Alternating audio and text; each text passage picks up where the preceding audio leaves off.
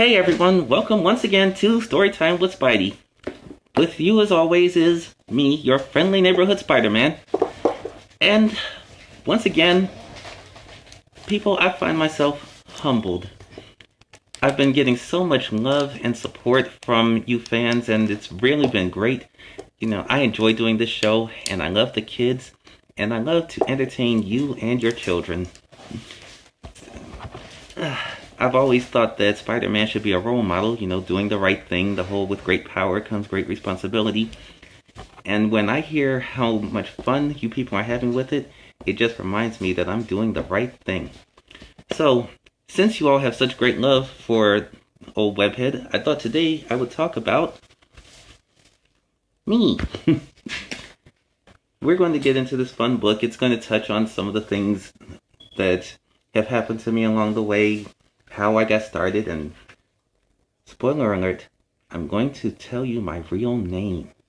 But you have to promise to keep it to yourself. We don't want the bad guys finding out who I am. So, with that, let's get started. This book is called The Amazing Spider-Man. Makes me sound a little, I don't know, full of myself, but who am I to argue? Okay. This is me before all this webby goodness happened.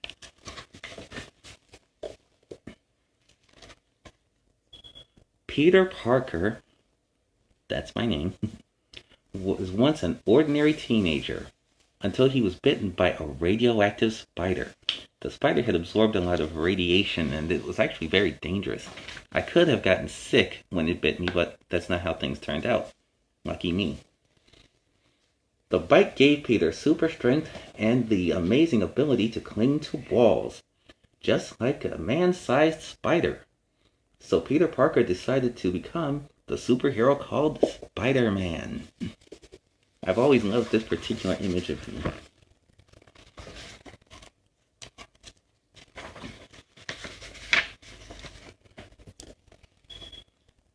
Peter Parker created a costume to wear so that no one would know he was really Spider-Man.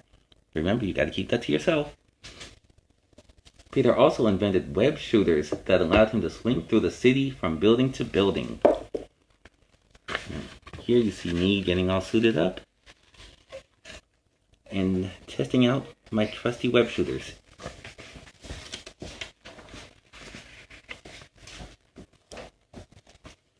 Spider-Man can use his web shooters in many ways. He can make a shield for protection or a parachute to float safely to the ground. These are things that I've had to do from time to time when I'm fighting bad guys. Sometimes I have to figure it out as I go along, getting inventive. That's called improvising and adapting. When you see a situation and you just kind of figure out what to do then and there. Because either you don't have a plan, or for some reason your plan's not working. And Spider-Man can use his webs to stop bad guys in their tracks. That's one of the coolest parts. I don't want to hurt people any more than I really have to, so I usually just web them up and let the cops take it from there. Because my webs actually melt after an hour or so, so then the police can easily just cut them loose and take them off to jail where they belong. Spider-Man also has a spider sense, which alerts him to danger. When his spidey sense starts tingling, Spider-Man knows that trouble is nearby. That's when I get a weird tingly feeling in my head. You've probably seen that in movies and cartoons. It lets me know that there's danger and I need to act quickly. Like here, although I don't really need it to tell me, fire is dangerous, so I have to move quickly to get myself and the citizens out of danger.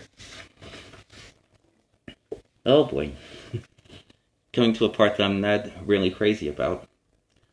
Some people, such as J. Jonah Jameson, publisher of the newspaper The Daily Bugle, think Spider-Man is a menace, meaning they think I'm a bad person and a danger to the people around me. They don't trust him because he wears a mask to hide his face. This is J. Jonah Jameson. He's always saying mean things about me, and some people believe they're true, but most people, I think, know the truth about me. Sometimes you just can't control what people are going to say about you. You just have to be who you are. That's a good lesson to learn. But most people know that Spider-Man is really a hero.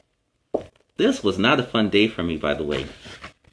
Fighting to stop a runaway train, I really didn't think I was going to succeed at that. No trouble is too big or too small for Spider-Man to handle. Now here we see me rescuing a kitten out of a tree. And here you see, like I was talking about before, where I leave these bad guys webbed up for the cops.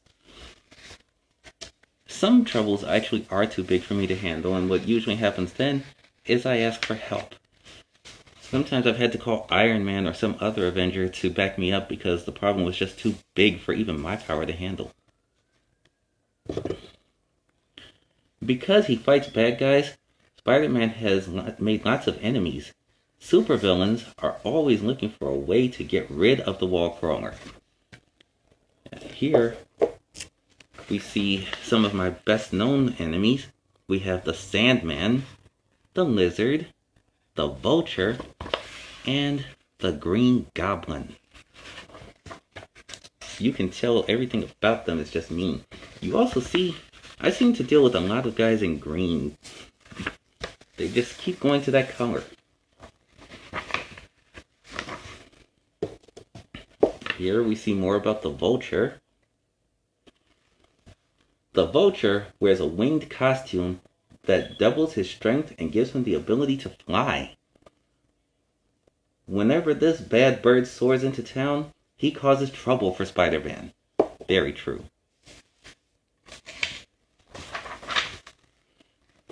Oh, Doc Ock. Yeah, I never have a good day when he shows up. Dr. Octopus, I call him Doc Ock for short, partially to annoy him, because he doesn't like it. Dr. Octopus is armed and dangerous. They call that a pun. His 4 metal tentacles, that's what they call his robotic arms, because they're kind of like octopus arms, are strong enough to lift trucks as if they were toys. Doc Ock would like nothing better than to squash Spider-Man like a bug. He said that a lot, by the way. And here we have the Sandman. I always have a lot of trouble with him because my webs can't hold him and my fists can't really hurt him. The Sandman is made of living sand. He can slip through the smallest cracks or make his fist rock hard to smash his enemies. But Spider-Man thinks fast and always cleans the floor with this gritty thug. Yes, one time I did actually stop him with a vacuum cleaner. He never fell for that again, though. He was kind of embarrassed, which I felt good about. Here we have the Lizard. A great big human lizard. He is one of those guys I was talking about before that started out as a really brilliant scientist and then just made a mistake and became a supervillain. Which is also true of Doc Ock and the Green Goblin. The Lizard was once a doctor, but his research with lizards turned him into a half-man, half-reptile monster. Spider-Man needs all his amazing powers to escape the lizard's whipping tail and sharp claws. Yeah, I don't enjoy meeting him.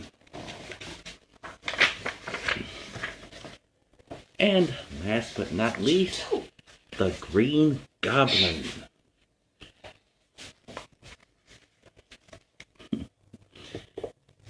And it's really sad because before he became that, he was someone that I really respected, even admired.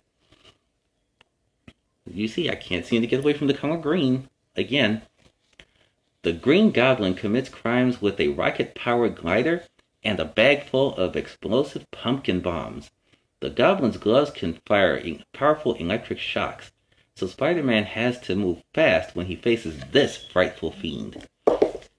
I usually think of him as a Halloween party gone horribly wrong, because you see his bombs are like jack-o'-lanterns, and his glider is like a bat. He's actually taken the fun out of Halloween for me, because whenever I think of those decorations, I think of him.